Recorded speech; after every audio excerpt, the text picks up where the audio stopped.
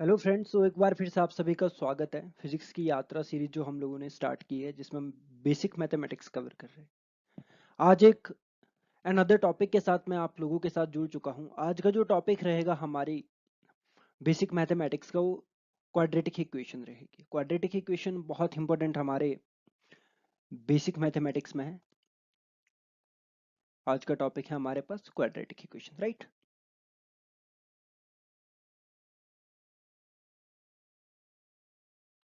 Quadratic equation.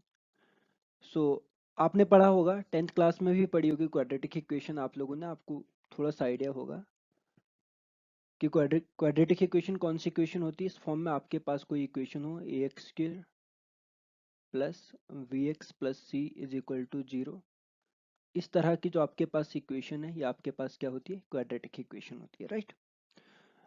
सो quadratic equation को कैसे solve किया जाता है, और क्वाड्रेटिक इक्वेशन में जो ये ए है, यहाँ पर ए है, यहाँ पर बी है और यहाँ पे सी है। तो ए हमारे पास कोफिशिएंट है एक्स स्क्र का, ठीक है। ए हमारे पास क्या है, एक्स स्क्र का कोफिशिएंट है।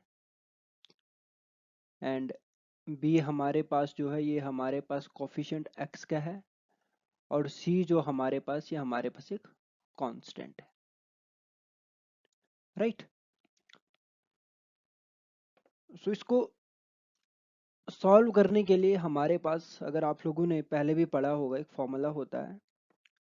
तो एक एग्जांपल आपको बता दूं कि किस तरह की प्रॉब्लम आप इसमें देखते हैं।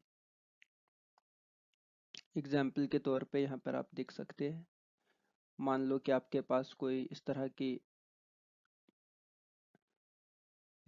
का एग्जांपल है, like x square plus x minus 3 is equal to 0, है ना।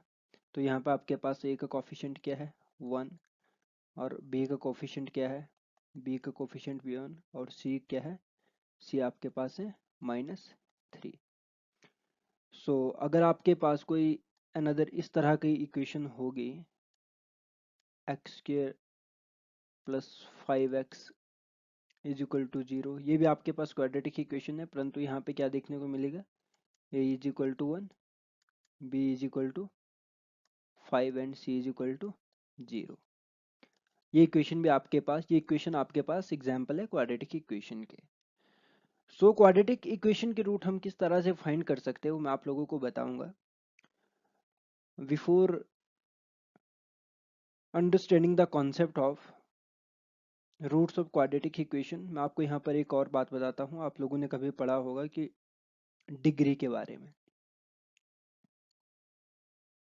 डिग्री, इस इक्वेशन की जो हमारे पास ये गिवन इक्वेशन है, इसको मैं इक्वेशन नंबर ए बोलता हूँ।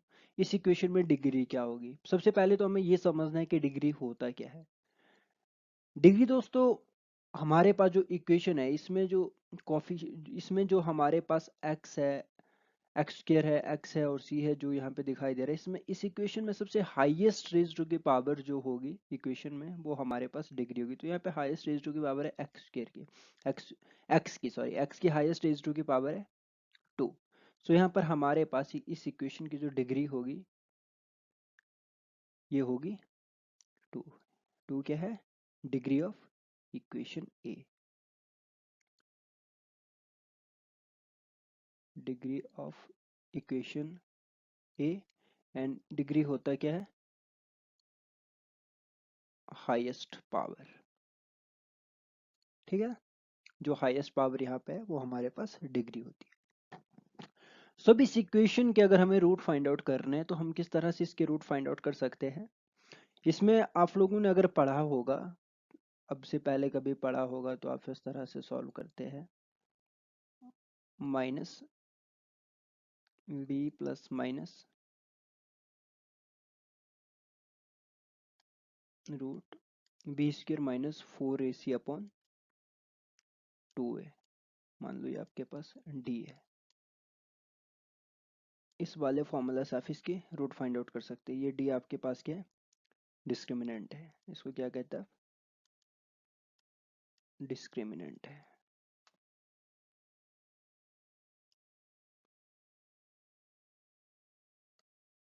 सो ये डिस्क्रिमिनेंट आपके पास डी है और इसका आपके पास गिवन फॉर्मूला है, तो इसमें भी आप लोगों ने ध्यान देना है कि लाइक कौन सी केसेस में आपके पास कैसे रूट मिलेंगे। जब आप जब डी की वैल्यू आपके पास,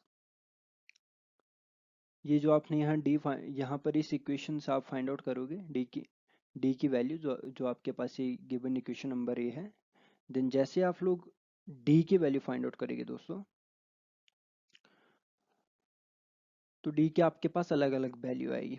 पहला केस, अगर आपके पास डी की वैल्यू ग्रेटर देन जीरो हो जाती है, ठीक है, तो उस केस में आप लोगों को उस केस में आप लोगों को एक तो रियल रूट मिलेगी और जो रूट हो गया वो डिफरेंट हो गए, ठीक है। जब डी की वैल्यू आपके पास क्या रहती है, जब डी की वैल्यू आपके पास ग्रेटर देन जीरो रहती है, उस केस में आपके पास रियल रूट हो गए